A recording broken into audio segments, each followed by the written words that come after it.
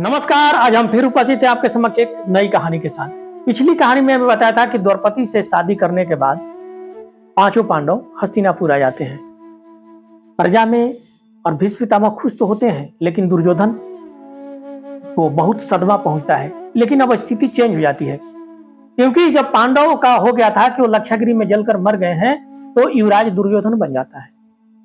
जब दुर्योधन को युवराज बनाया जाता है, तब उसको हटाया कैसे जाए, इसको लेकर के काफी बहस होने लगती है। तब होता है, इस समस्या को समाधान करने के लिए हस्तिनापुर का बंटवारा किया जाता है और पांडवों को जो एक पूरा वन क्षेत्र रहता है, खांडवप्रस्थ, हिस्सेदारी में मिलती है। पांडव खुशी खुशी तैयार हो जाते हैं और खांडवप्रस्थ में चले जाते हैं। वहां पर वो जाकर के पूरे जंगल को आग लगाते हैं, साफ करते हैं। कृष्ण भगवान साथ में आते हैं और वहां पर पांडव विश्वकर्मा भगवान और मयासुर की मदद से एक बहुत आलीशान राजमहल का निर्माण करते हैं और राजमहल के निर्माण के बाद वहां पर पांचों पांडव रहने लगते हैं। उसके बाद पांचों पांडव एक यज्ञ करते हैं और उस यज्ञ में पूरे विश्व के राजाओं को आमंत्रित किया जाता है। जहां पर सारे राजा आते हैं।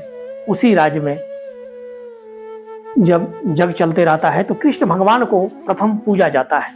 वहीं पर शिशुपाल आता है, जो कृष्ण भगवान का फुफेरा भाई था, और वो कृष्ण को गाली बकने लगता है। इसकी पूजा क्यों की जा रही है? कृष्ण भगवान ने अपने बुआ से वादा किया था कि मैं इसके 100 गलतियों को माफ कर दूंगा, लेकिन 100 के ऊपर एक गलती करेगा तब इसको मैं माफ नहीं करूंगा। उसके बाद क्या होता है कि कृष्ण भगवान को गालियां बकते जाता है। कृष्ण भगवान सुनते जाते हैं और जैसे ही 100 गलतियों की गिनती पूरी होती है, कृष्ण भगवान उसको चेताते हैं कि शिशुपाल, अब तुम रुक जाओ। अब अगर तुम कोई भी गलती करोगे तो वो मैं माफ नहीं करूंगा। लेकिन शिशुपाल रुकता नहीं है और कृष्ण भगवान चक्र सुदर्शन निकालते हैं और शिशुपाल का वहां वध कर देते हैं।